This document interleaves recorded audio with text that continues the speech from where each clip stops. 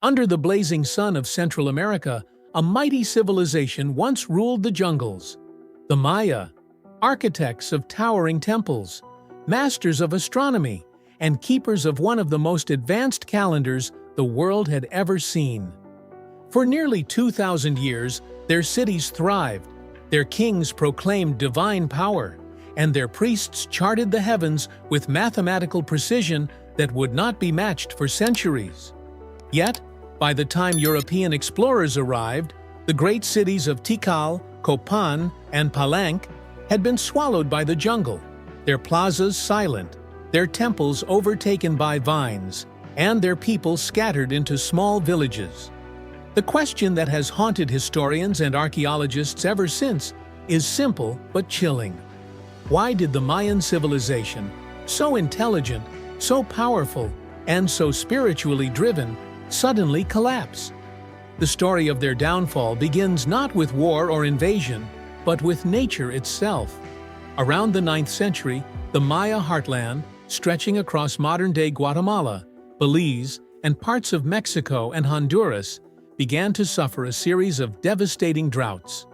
The rains that once nourished their maize fields failed to come. Crops withered, rivers dried up, and the reservoirs built to hold precious water began to crack under the unrelenting sun. For a civilization dependent on seasonal rainfall, the droughts were catastrophic. Archaeological evidence from lake sediments and cave formations shows that rainfall dropped dramatically for decades. As food became scarce, hunger spread like wildfire, and desperation followed. But nature was only part of the story. The Maya had built their world on fragile foundations of social hierarchy and divine rule.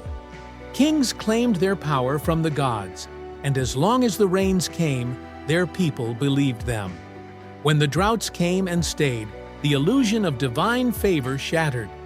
The people began to question their rulers, and the sacred bond between king and god was broken.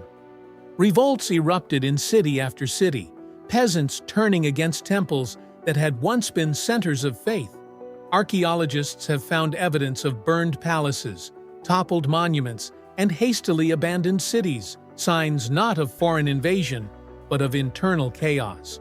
The very structure that made Maya civilization so advanced, its complex network of city-states, each ruled by a divine lord, became its undoing. Instead of uniting to face their crisis, rival kingdoms turned on each other. The kings of Tikal and Calakmul, locked in a centuries-old rivalry, waged endless wars that drained resources and shattered alliances. Armies marched through once fertile valleys, leaving behind ruin and famine. The people, exhausted by war and hunger, fled their cities in search of survival. But where could they go? The jungles that surrounded them were dense and unforgiving, and without organized leadership, their great cities became ghost towns swallowed by time.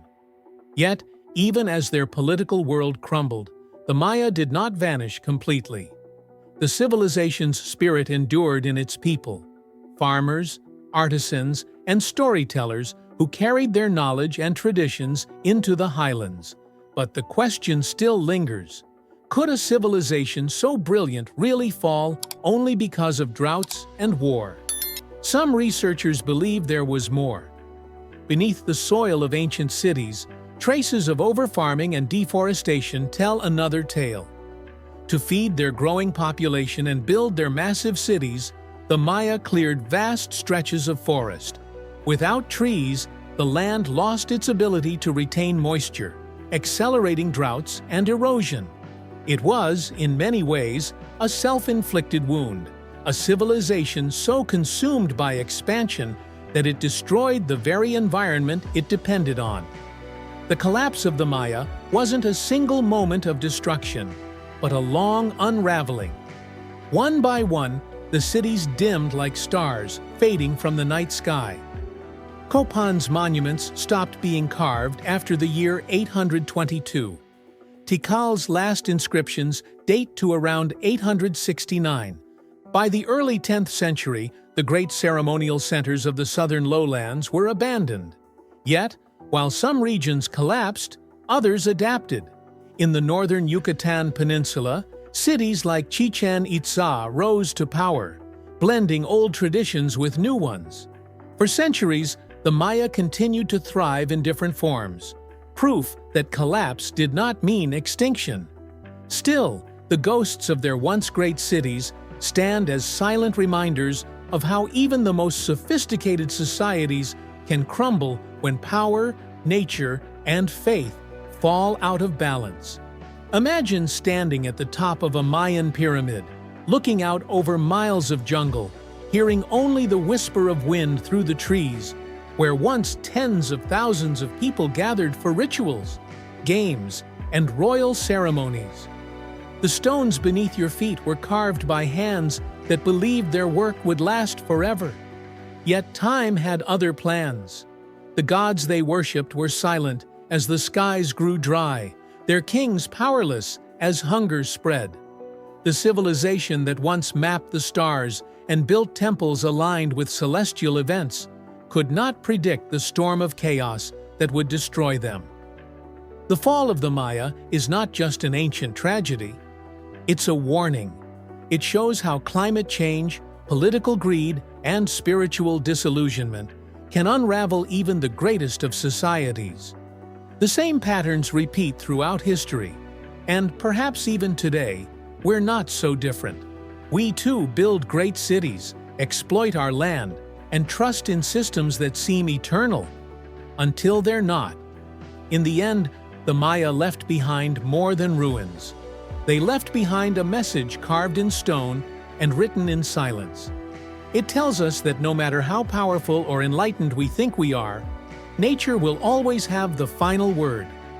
Their story is not just about collapse, it's about resilience, adaptation, and the enduring human spirit that finds light, even in the ruins of its own creation.